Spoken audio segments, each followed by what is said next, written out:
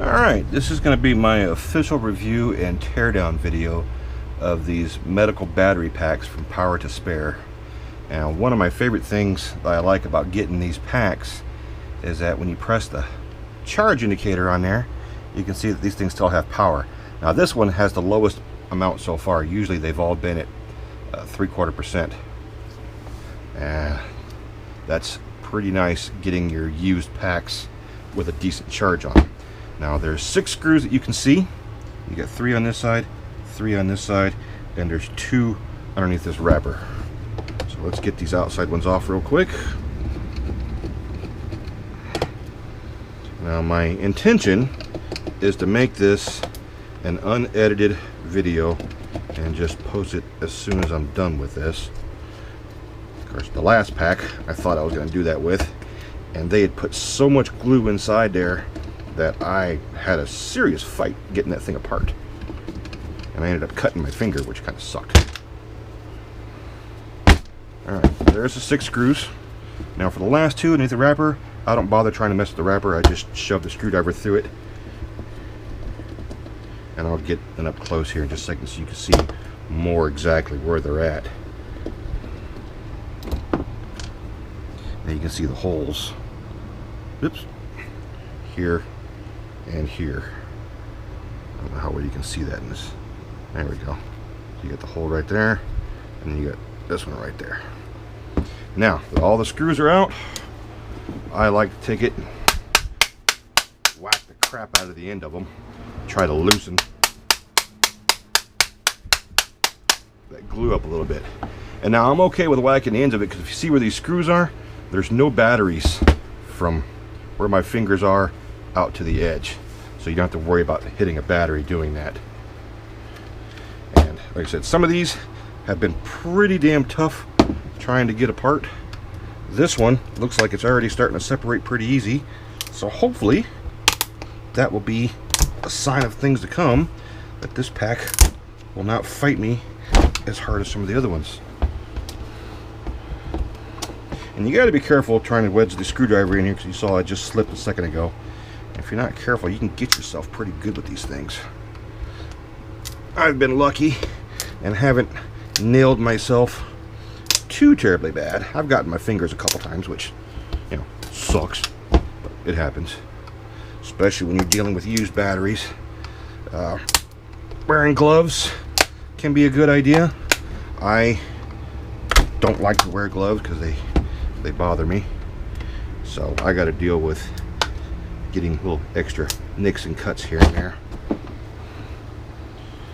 which will happen no matter how careful you are. Eventually your finger will end up in the wrong place at the wrong moment, and the swear words will commence.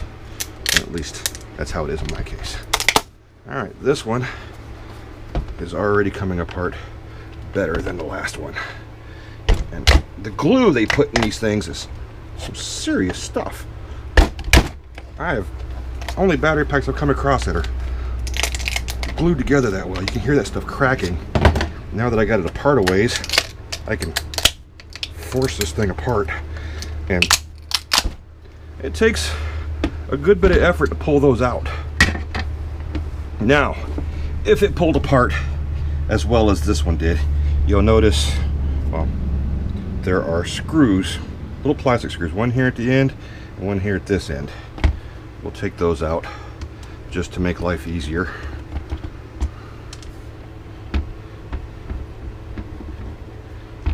And it's just little teeny little guys, plastic. And now you'll also take a note that there are 4 clips. One here, there, and there. I usually don't mess around with those a whole lot, because, you know, we're not saving the cases, so I just cut them. That saves you from having to go back and forth and fighting the things, because you move one and then it goes back, and then you move the other one and that one goes back. A lot of back and forth, and I'm not a big fan of the whole back and forth thing, so I just want them gone.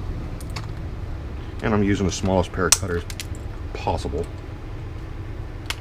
So now that that's done, go in and start prying these out.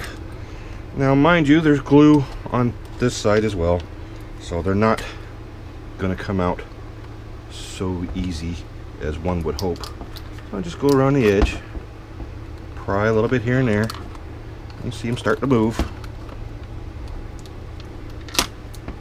See, this end came up, so I can get my screwdriver in there, wedge it forward, and come over to this side and do the same thing, and it starts to come out.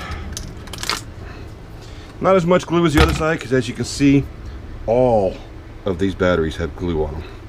This side is the actual BMS side, and they just put glue on these outside edges. Now the first things I start to disconnect is these positive leads here, because if you don't, since these batteries do have a charge on them, you will get the sparky spark if you're not careful. And personally, I don't like when things spark. You got the two sensors, temperature sensors that is.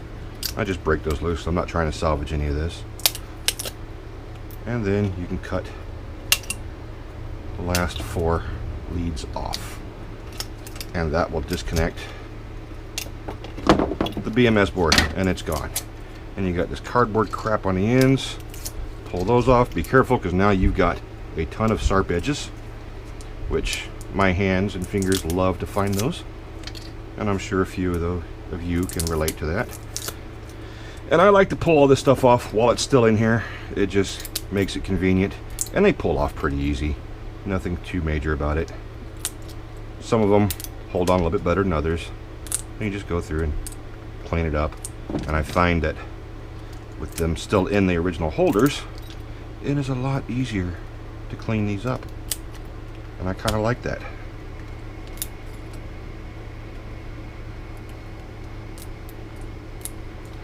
Nothing major.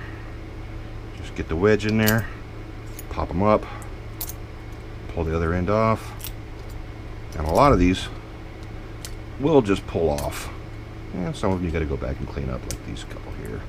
No big deal. If you've done any batteries, you know that cleaning off the ends of the cells is part of the course. And that one came off real easy. That one came off real easy. Less so. Left some remnants, but nothing. A few little snips don't take care of.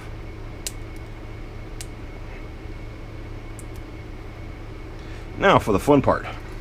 Getting the rest of these cells that are thoroughly glued in here out of this little pack.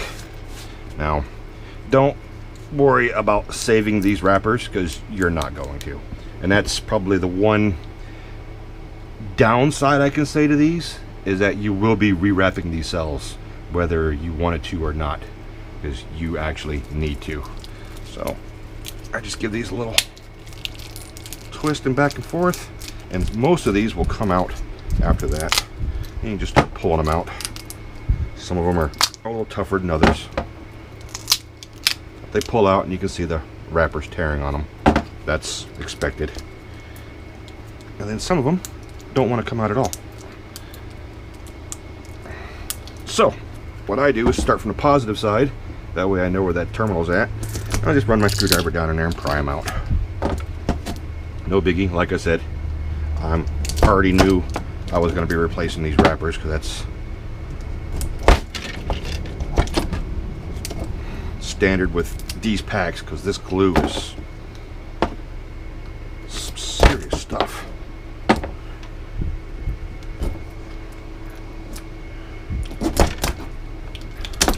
And that's it. They're all out. Now I come back with a pair of scissors and I trim up all the crap that's sticking out, because I'm not rewrapping these yet, because I want to charge them and test them. I'll charge them first, let them sit for a couple weeks, and as long as they've held their power, then I will rewrap them before I put them in the capacity tester for their final testing. And then once they're rewrapped, they can be appropriately labeled and start being put into packs. I mean, I don't get too carried away with cleaning them up. Just a pair of scissors, snip off what's sticking out, grab all the cells, drop one on the floor. Don't do that. Now that I have my 8 cells. Bring them over to my charger, and you can see I've pulled a few out already. Drop all the cells in the charger.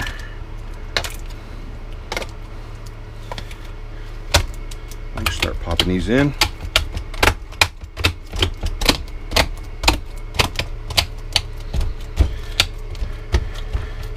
And I will let that run for a few hours till they get charged up.